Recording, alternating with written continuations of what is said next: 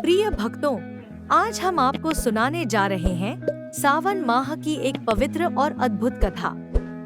कहते हैं कि सावन मास भोलेनाथ को अत्यधिक प्रिय होता है। देव शयनी एकादशी को जब श्री हरि विष्णु 4 माह के लिए योग निद्रा में चले जाते हैं, तब भोलेनाथ ही इस सृष्टि का संचालन करते हैं। इन्हीं 4 माह में प्रथम महीना सावन का पड़ता है, जो भोलेनाथ को सर्वप्रिय होता है। जो भी भक्त विधि पूर्वक सावन माह में सोमवार का व्रत रखते हैं, उनकी सभी मनोकामनाएं भोलेनाथ अति शीघ्र पूर्ण कर देते हैं। सोमवार का दिन भोलेनाथ के नाम का व्रत रखने से विशेष फल की प्राप्ति होती है। आइए अब जानते हैं सावन व्रत कथा। किसी नगर में एक साहूकार रहता था।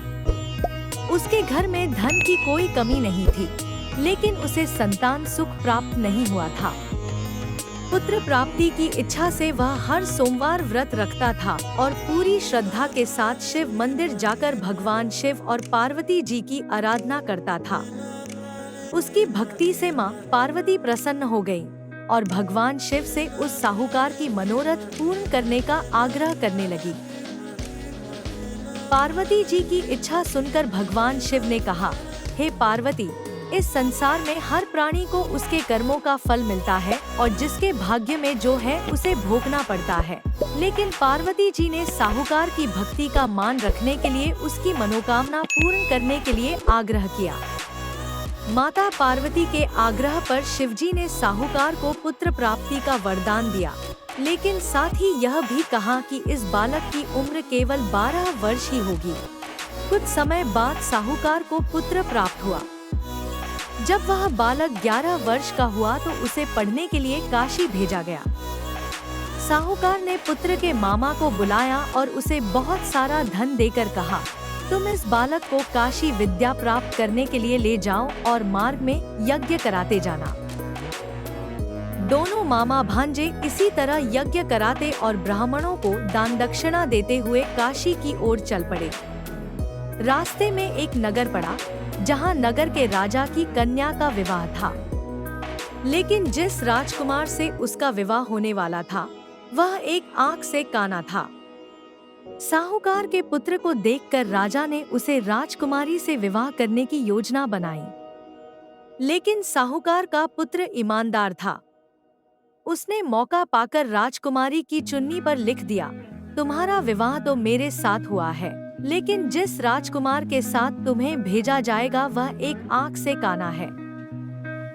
राजकुमारी ने चुन्नी पर लिखी बात अपने माता पिता को बताई। राजा ने अपनी पुत्री को विदा नहीं किया। दूसरी ओर साहूकार का लड़का और उसका मामा काशी पहुँचे और वहां जाकर उन्होंने यज्ञ किया। जिस दिन लड़के की आयु 12 साल की हुई, उसी दिन यज्ञ रखा गया। लड़के ने अपने मामा से कहा, मेरी तबीयत कुछ ठीक नहीं है। मामा ने कहा, तुम अंदर जाकर सो जाओ। शिवजी के वरदान अनुसार कुछ ही देर में उस बालक के प्राण निकल गए। मृत भांजे को देख उसके मामा ने विलाप शुरू किया।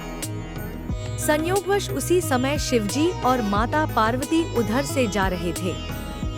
पार्वती ने भगवान से कहा, स्वामी, मुझे इसके रोने के स्वर सहन नहीं हो रहा।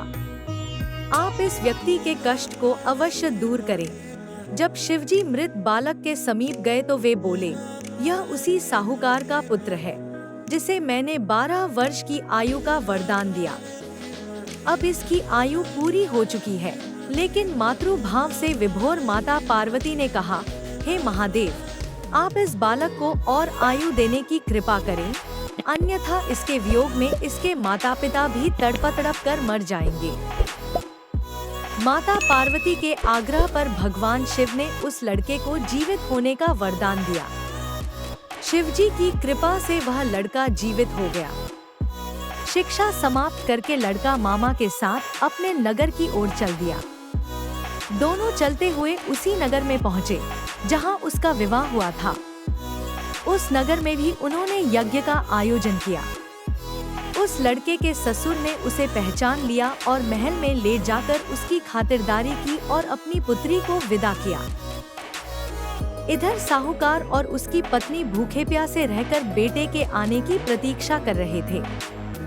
दोनों ने प्रण लिया था कि यदि उन्हें अपने बेटे की मृत्यु का समाचार मिला तो वे अपने शरीर त्याग देंगे। परंतु अपने बेटे के जीवित होने की बात सुनकर वे बेहद प्रसन्न हुए। उसी रात भगवान शिव ने व्यापारी के सपने में आकर कहा, मैं तेरे सोमवार के व्रत करने और व्रत कथा सुनने से प्रसन्न होकर तेरे पुत्र को लंबी आयु प्रदान कर रहा हूँ। इसी प्रकार जो कोई सोमवार व्रत करता है या कथा सुनता है, उसके सभी दुख दूर होते हैं।